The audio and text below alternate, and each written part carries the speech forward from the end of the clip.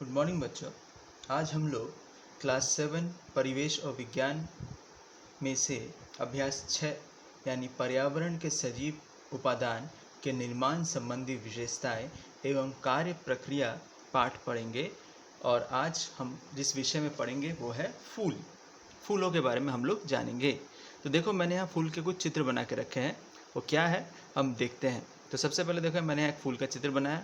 ये फूल का भीतरी भाग है, ठीक। यहाँ एक और चित्र है। ये क्या है, पुंकेसर क्या है, वृत्ति क्या है, गर्भकेसर क्या है, ये हम लोग अभी विस्तार से पढ़ेंगे। तो सबसे पहले ये ध्यान लो कि कोई भी फूल जब तुम लोग देखते हो, यहाँ पे उदाहरण के लिए जवा फूल बनाया गया है जो तुम्हारे घर के आसपास तुम्हें मिल जाएगा। तो कोई भी फूल अगर तुम देखो तो फूल में क्या दिखेंगे तुम्हें? फूल का एक निचला सिरा होगा जो हरे रंग का सिरा होगा, ठीक, जो एक घंटी जैसे दिखेगा। ठीक, उसके ऊपर वो फूल लगा होगा। जो भी फूल तुम मान लो जवा फूल के बारे में अगर सोचो तो यहाँ इस घंटी नुमा आकार के ऊपर तुम्हें फूल के पत्ते दिखेंगे, लाल रंग के पत्ते, और उसके बीचों बीच तुम्हें एक सिरा दिखेगा, ठीक। तो आज हम जानेंगे इन सब विशेषताओं के बारे में या इन्हें असल में कहते क्या है, ठीक है। तो सबसे पहले ध्यान दो क्या है। सबसे पहले इस चित्र पर ध्यान दो, वृत्ति, ठीक। अब ये क्या कह रहा है? वृत्ति क्या है? फूल के डंठल के ठीक ऊपर हरा रंग का एक उल्टा घंटा की तरह भाग है। हरे रंग का एक उल्टे घंटे की तरह भाग है। जब कली छोटा रहता है तब पूरा कली ही इससे ढका रहता है। तुमने देखा होगा जब फूल की कड़ी निकलती है तो पूरे हरे रंग से ढका रहता है, फिर वो हरे रंग से थोड़ी थोड़ी पंखुड़ियाँ हटती है तो वो फूल बाहर निकलता है। तो वो जो हरे रंग का हिस्सा जो रहता है उसी के बारे में हम लोग पढ़ रहे हैं। हरा घंटा वास्तव में 5 छोटे छोटे पत्ते, हरा घंटा जो होता है इसमें वास्तव में क्या होता है, 5 छोटे छोटे पत्ते होते हैं। 5 छोटे छोटे पत्ते होते हैं, ठीक। 5 छोटे छोटे पत्ते ऐसे भागों से मिलकर बना है। हरे घंटे के समान यह भाग को फूल का वृत्त कहते हैं। फूल का क्या कहते हैं? फूल का वृत्त कहते हैं।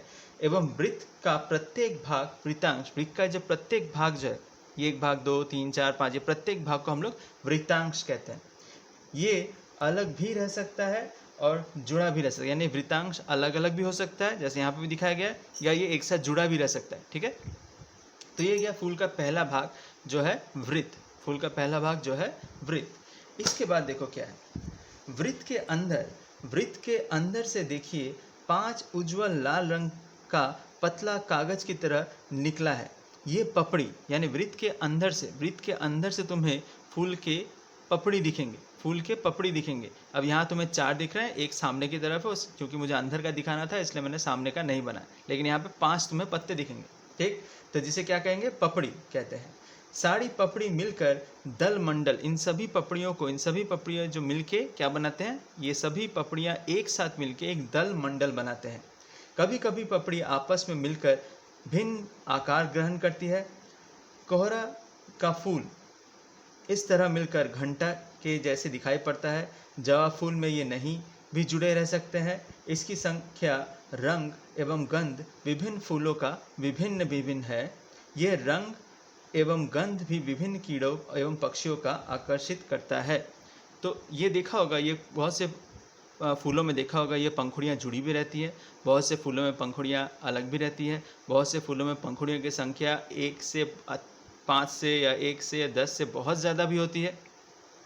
इन फूलों की इन पंखुड़ियों का तुमने ये ख्याल किया होगा कि फूल पेड़ का या जिस भी पौधे में फूल लगा है, बाकी सारा हिस्सा, उस पौधे का बाकी सारा हिस्सा हरा है, पत्ते, उसके डंठल भी थोड़ा बहुत हरा है, लेकिन फूल या फल उसका रंग अलग क्यों होता है? इतना चमकीला या इतना चटकीला क्यों होता है?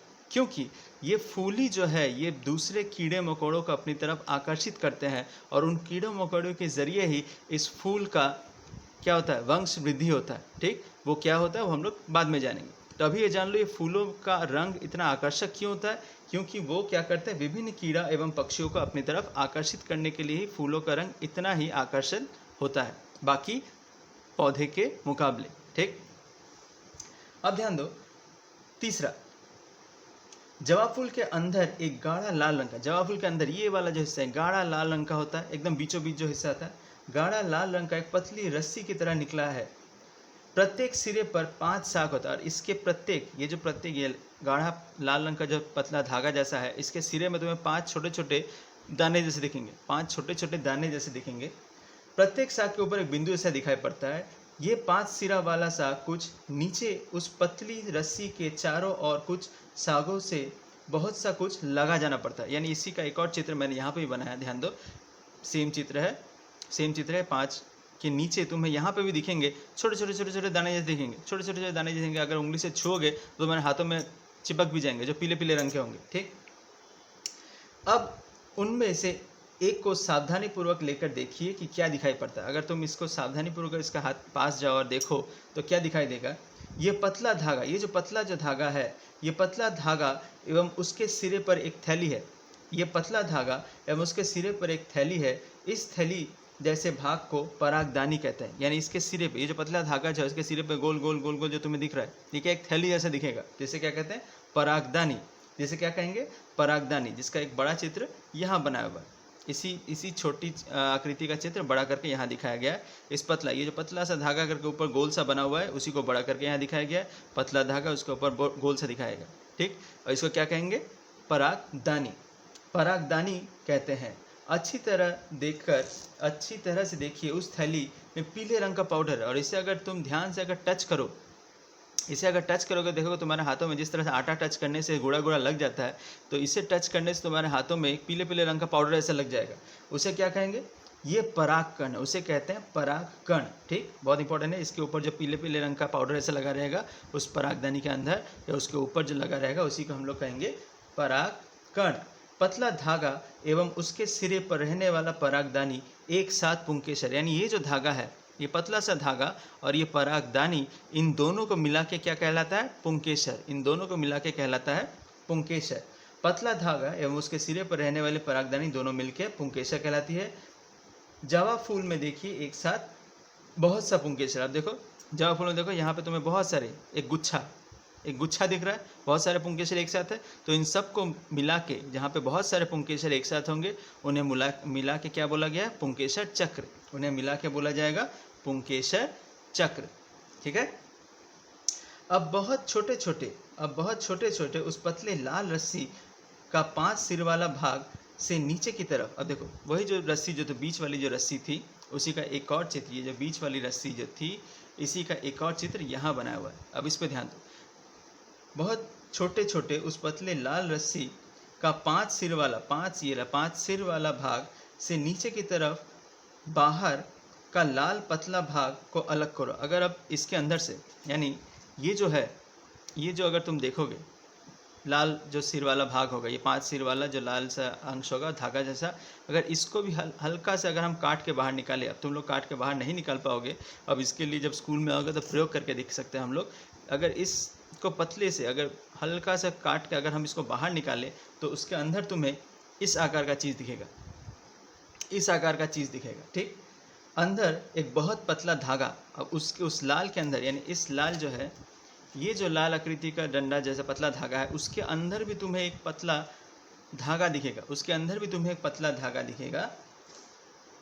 अंदर एक बहुत पतला धागा के समान है। इस धागे के सिरे पर वो 5 सिरा एक एवं एकदम नीचे, इस धागे के सिरे पे देखो एक वही 5 सिरे हैं। ठीक, और एकदम नीचे यानी इस तरफ एकदम नीचे बहुत छोटा अंडे के आकार वाला भाग जो अंडाशय या गर्भाशय, ठीक है, अंडे के आकार का भाग जो अंडाशय या गर्भाशय कहलाता है, वो छोटा अंडा के आकार वाला भाग अंडाशय या गर्भाशय कहलाता है। एवं इसके सिर से पतला सूता, ये जो पतला सूता जैसा धागा जैसा निकल रहा है, इसे गर्भडंठल या गर्भदंड कहते हैं। और इसके ऊपर ये जो 5 दाने ऐसे तुम्हें आकृति दिख रहे हैं, इसे क्या कहते हैं, गर्भमुंड कहते हैं। ठीक, गर्भाशय को फोड़कर अगर हम इस गर्भाशय, ये जो गर्भाशय जो है, या इस गर्भाशय को भी अगर काटें, इसको भी अगर काट के देखें, तो यहाँ दिखेंगे बहुत छोटे, इसके अंदर बहुत छोटे दाने जैसे दिखेंगे, बहुत छोटे दाने दिखेंगे। उन दानों को क्या कहा गया, इस गर्भाशय को फोड़ के देखे, उन्हें छोटा दाना दिखाई देगा, इसे डिंबक, इन दाने को डिंबक बोला गया। इसके अंदर जो दाने हैं उन्हें बोला गया है डिंबक।